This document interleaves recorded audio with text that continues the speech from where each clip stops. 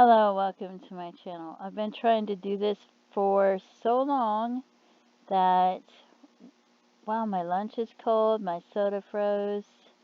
I think I started trying to do this, what was it, 2.5 hours ago? I didn't realize it had been so long. Anyway, my computer keeps freezing up. I don't know what's wrong. And I should have plenty of memory, and most of it's stored on a separate hard drive, so... Anyway, I wanted to do some updates, such as it says that someone said that Mr. Kennedy's car had been found abandoned behind a business in Morris, Oklahoma, about 6 miles east of Okmulgee. So I wanted to put that in there. And then I noticed that they also started mentioning now about the man. It says the man named as a person of interest, Joseph Lloyd Kennedy II, the owner of the Salvage yard where the victim's cell phones last pinged, is a convicted felon serving 10-year suspended sentence. And then it talks about how a confrontation A&A Auto Salvage, so that is him. I was wondering if it was the same person. In 2012, he fired at them, wounding one, and it's just like the guy, I thought, I wasn't sure if the guy died or not, but he had to be airlifted to the hospital, and so I was like, wow, was that the same man that shot them in 2012? It was, I think it was January of 2012, so... And then on KOAM, I noticed that they showed the address for the second location for the salvage yard that he owned, or what, I can't remember what the police chief called it, scrapyard or something. So they gave this address. I can't find my mouse. There it is. I'm trying to move my mouse around trying to find it so I can click on the tab. And I clicked on the tab and now it's not opening. See? This is what I've been going through all day. I've been trying to record this video. So this is the address of apparently where it actually happened. And I thought it was the other address. And I can't get my mouse to scroll on the picture now. I don't know what's going on. My computer's never been this bad. I mean, it's a pretty good computer. It's not an old computer. It's pretty new.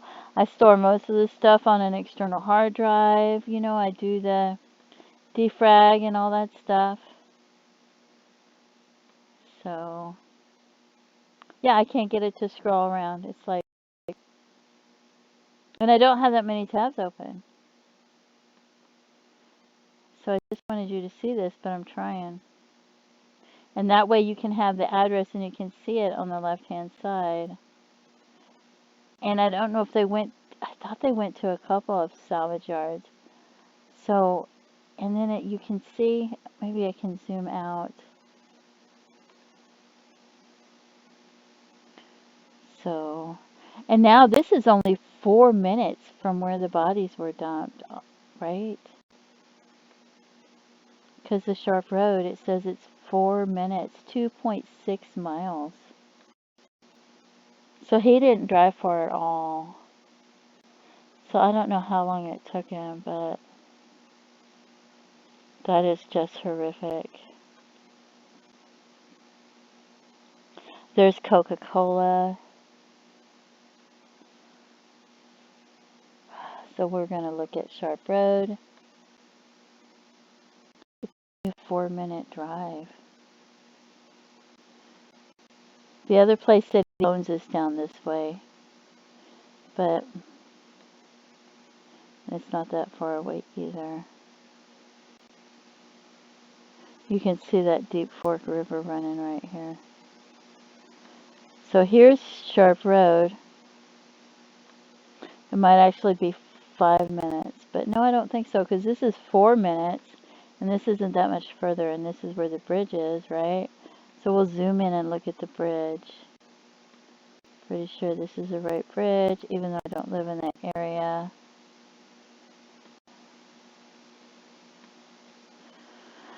I'm just really having a hard time.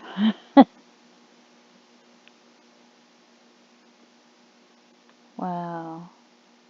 You can see where people can pull off, and we're going to zoom in some more. Google Earth might be better, but this is what I'm using.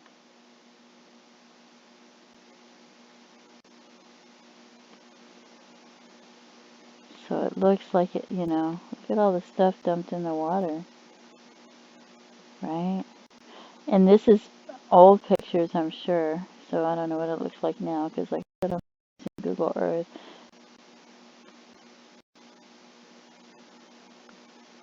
Pretty sure that's the right bridge, though.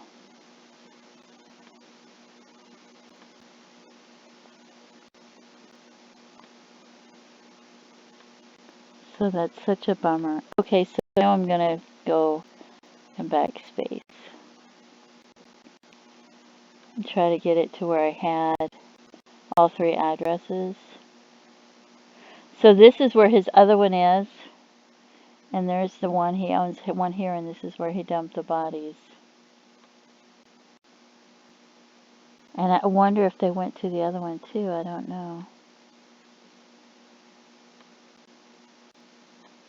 But this is the A&A, and this is where the A&A auto salvage is where in 2012 where the person got shot. Here, we'll go here. I had to find this again. Hopefully the tab opens, but there was what 5 or 6 people, and I think they were younger, and so one of them got shot and had to be airlifted. Monday, January 9th, 2012 is when it's in the newspaper. Let's see if I can't close this ad. And then there's pictures, and I'm surprised they haven't interviewed any of these people. It says deputies responded to a report of a victim at 2 p.m. Saturday at A&A Auto Salvage.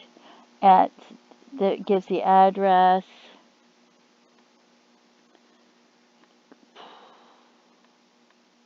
The business owner told deputies, and he was the business owner, right, that he had interrupted 6 individuals who were in the process of burglarizing his business.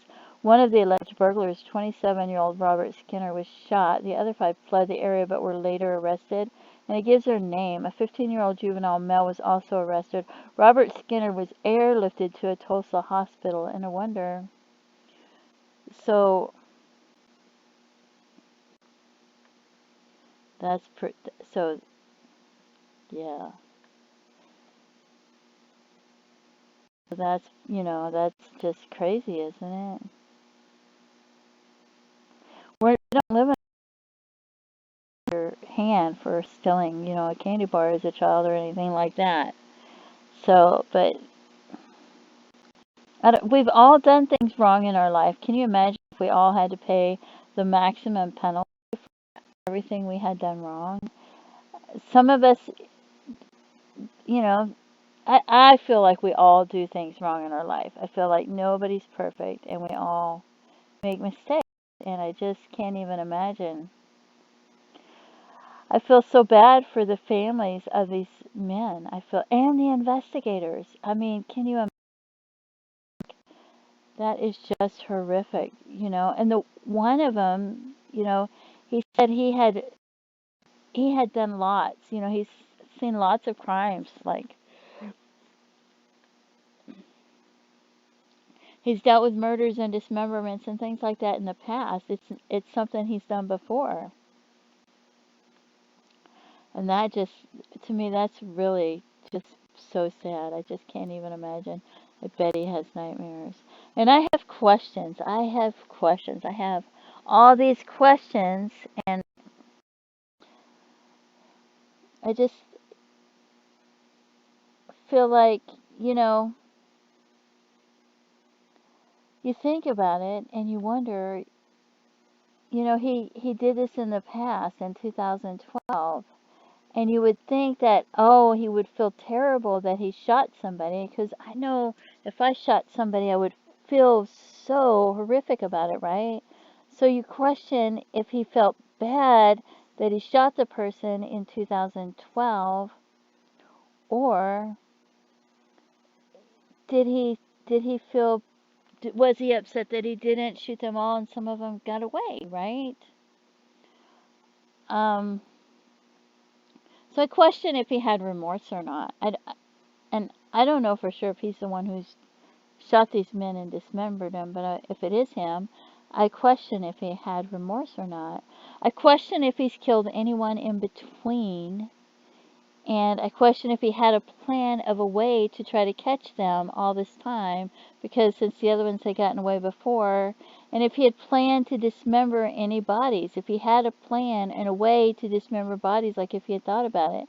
And I question if he had dismembered any bodies over the last 10 years and maybe missing people. And I question, did did he shoot him multiple times? Um, did he have a reason for shooting them multiple times? I mean, did he shoot them in certain places in a certain order for a certain reason? Why was he prepared to be able to shoot several people multiple times? How many bullets did he use? Did he use 6 bullets, or did he reload, or what kind of gun did he use? Was he prepared already to dismember them? What kind of equipment did he use? Had he already considered this? Did he chase them down, or did he wait till they were all meeting back up to shoot him? Did one of them almost get away? Is that why there was a bike left there? Was the car door open? Did they say the car door was open? I can't remember. So I was wondering if one of them almost got away. And then I wonder if he's killed himself, or will he go to prison? And then I question, would it have been legal if he had shot them while they were still on his property and he had left the bodies where they fell and then called the police instead of having it happen off of his property? But I don't think so. But and then I was questioning if it was the same man, but apparently it is the same man. So, but I don't know if he's the one that shot these men or not, but I feel like it must be, right? Because he owns the property and that happened 10 years ago. And it's hard to sleep thinking about these questions that I have. And I feel bad for their families and their loss and the investigators. And I imagine the families feel like they're asleep, like they're having a nightmare, and like they wish someone would just wake them up. And and didn't the wife go get the car? Did she go get the car? Did she move the car? Was there blood in the car? I have all these questions. And I'm sure you do too. I'm sure you have questions and you wonder about this and about that, and it's hard to spin it kind of, anyway.